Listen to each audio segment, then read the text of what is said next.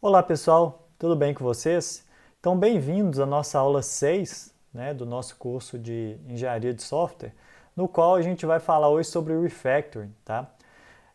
O conceito de Refactoring ele é abordado no capítulo 9 do nosso livro-texto, que é o Engenharia de Software Moderna do professor Marco Túlio Valente, e hoje a gente vai aprofundar um pouquinho mais nesse conceito. Tá? Antes da gente definir o que é refactor, é bom a gente relembrar alguns conceitos lá sobre manutenção de software, que a gente viu nos primeiros capítulos do livro, na disciplina passada, na nossa disciplina introdutória de engenharia de software. A gente viu que manutenção de software ela tem basicamente 5 tipos de manutenção. A manutenção de software ela pode ser uma manutenção preventiva. O que é uma manutenção preventiva? É aquela manutenção que pretende remover alguns bugs latentes. Por que ele latente está entre aspas? O que seria um bug latente? Um bug latente é um bug que a gente identificou que pode vir a ocorrer. Então, lá o time de desenvolvimento viu que algum dos métodos tem algum tipo de problema, que isso pode gerar um bug futuro. Então, se faz uma manutenção preventiva, vai prevenir antes que esse bug aconteça. Esse é o primeiro tipo. O segundo tipo de manutenção de software que existe é a manutenção corretiva. Quando um bug já foi reportado por um usuário, o usuário sabe que aquele bug existe, então você vai corrigir aquela parte do código, para eliminar o bug. Então essa seria a segunda parte, que é a corretiva. A gente tem outro tipo de manutenção também, que é a manutenção adaptativa. O que é a manutenção adaptativa? Ela é referente a customizações, por exemplo. Você tem uma nova versão de sistema operacional ou de linguagem de programação, se é uma versão nova, você vai adaptar o seu software para trabalhar com aquela nova versão, tá certo? Esse terceiro tipo. O quarto tipo, que ela é bem comum, no desenvolvimento de software moderno, que é a manutenção evolutiva, que é o quê?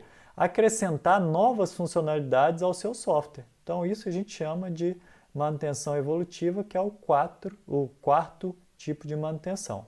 E o quinto e último seria o refactoring. O refactoring ele já é um tipo de manutenção. Tá?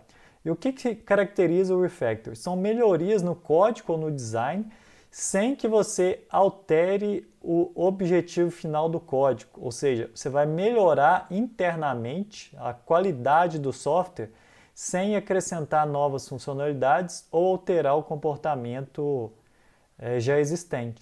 Então, é basicamente melhorar o seu código interno. Tá? Esse seria, então, os 5 tipos de manutenção de software. E hoje a gente vai focar nesse último tipo que a gente falou, que é o refactoring. Tá? Antes da gente começar, falando um pouquinho do refactor, é interessante a gente entender um pouco do histórico, de onde que veio o refactor.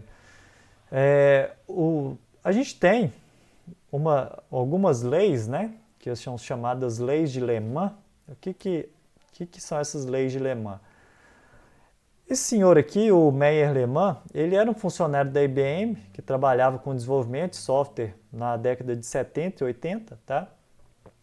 Desenvolvimento e manutenção também, E ele viu que o software ele funcionava como se fosse um organismo vivo, que o software ele dependia de manutenção constante para ele poder estar evoluindo, E assim como os seres vivos, aquele software que ele não tinha uma manutenção constante ao longo do tempo, ele acabava morrendo, tá certo? E a partir disso, ele enunciou algumas leis, que são chamadas as leis empíricas sobre a evolução de software ou, basicamente, as leis de Le Mans. Aqui você tem um resumo de algumas dessas leis. Então, o que foi que o nosso amigo Le Mans ele viu? Primeira coisa, os sistemas devem ser sempre mantidos para serem úteis. Ele verificou que aquele sistema que você não dá nenhum tipo de manutenção nele, ele vai envelhecer e morrer. Como eu falei, assim como qualquer ser humano, ou qualquer ser vivo, na verdade, para ser um pouco mais amplo. Só que, quando você dá uma manutenção no software, para evitar que a vida útil dele seja pequena, à medida que você vai dando manutenção, você vai aumentando a complexidade do software e, consequentemente, deteriorando a qualidade desse software internamente. Por quê? Você vai acrescentando mais funções, o código vai ficando maior, mais difícil de você organizar, tá certo? E ele observou que, a partir dessas manutenções, você tinha um tipo específico de manutenção, que foi essa quinta que a gente falou, que na época nem tinha esse nome, né, que era o refactoring, que você tinha que dar uma manutenção para que as manutenções que você estava fazendo no software, elas não aumentassem essa complexidade. Então era como se você tinha que dar um tipo de manutenção para o software continuar evoluindo, e um segundo tipo de manutenção em paralelo para que essa evolução do software não seja descontrolada, tá certo? E esse tipo de evolução, né, que trata isso, para você evitar complexidade adicional no seu software, foi chamada futuramente de refactoring, tá certo? Na época nem tinha esse nome. Esse nome surgiu basicamente com esse trabalho aqui, ó, que foi o trabalho do William Opdyke, tá? Foi um trabalho de pós-doutorado da década de 92, no qual ele definia algumas transformações de código para melhorar a manutenabilidade de um sistema sem que você alterasse o funcionamento dele, tá? Então o sistema continuaria provendo os mesmos serviços, as mesmas funcionalidades, só que internamente você transformaria esse código para obter melhorias na questão de testabilidade, manutenabilidade e assim por diante, tá? Então foi a partir desse trabalho aqui de 92 que passou-se a conhecer e chamar esse tipo de manutenção por refactoring. E ele ficou popular realmente, né? Ficou um termo que quase todo programador começou a utilizar no dia a dia a partir do final da década de 90 e início dos anos 2000. A partir desses livros e trabalhos aqui, ó. Em 99, né, com esse livro do Kent Beck aqui, que falava de programação extrema, ele já começou a utilizar. Depois, em 2000, com um livro que já vinha com esse título de Refactor, né, do Martin Fowler, que é, inclusive, um autor muito conhecido aí na área de engenharia de software. E, por último, esse livro aqui, o Refactoring, de 2018, né, que é uma segunda edição desse primeiro livro aqui, no qual foram feitas algumas adaptações e melhorias na primeira edição, né, para poder espelhar melhor, abordar melhor, né, os conceitos de software moderno.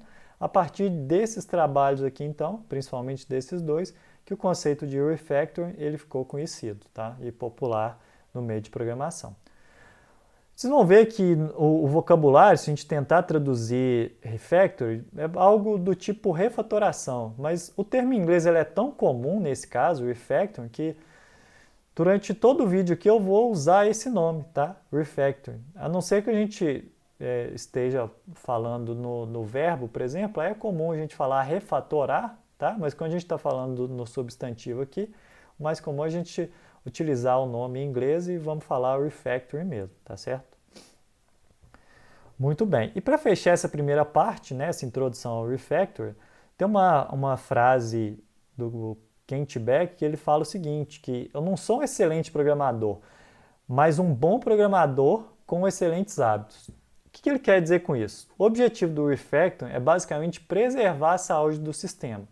Então o refactoring ele não é algo que é primordial para o funcionamento do sistema ou, por exemplo, que é visto do ponto de vista do usuário. Então ele costuma ser muito negligenciado. É muito comum o programador ir acrescentando linha de códigos, acrescentando funcionalidades, corrigindo bugs e não voltar no código para ver que se o que foi feito, né, realmente está contribuindo, como a gente falou, para uma futura manutenção mais fácil, gerar testes de maneira mais fácil e automática, tá? Então tudo isso é responsabilidade do refactoring, é um trabalho adicional do programador, tá certo? Que constitui um bom hábito, tá? O refactoring também é uma questão de hábito, de você sempre estar voltando no código e verificando se o código foi implementado da melhor forma possível ou se tem melhorias a serem acrescentadas, tá certo? Então a gente vai terminar essa primeira parte aqui, a gente falou um pouquinho do que é a importância do refactoring. Na segunda parte a gente vai falar um pouquinho sobre o catálogo de refactorings, tá? Assim como a gente tinha um catálogo de padrões de projeto, a gente tem um catálogo de refactoring também, a gente vai abordar eles na segunda parte, tá? Muito obrigado, até a segunda parte. Tchau, tchau.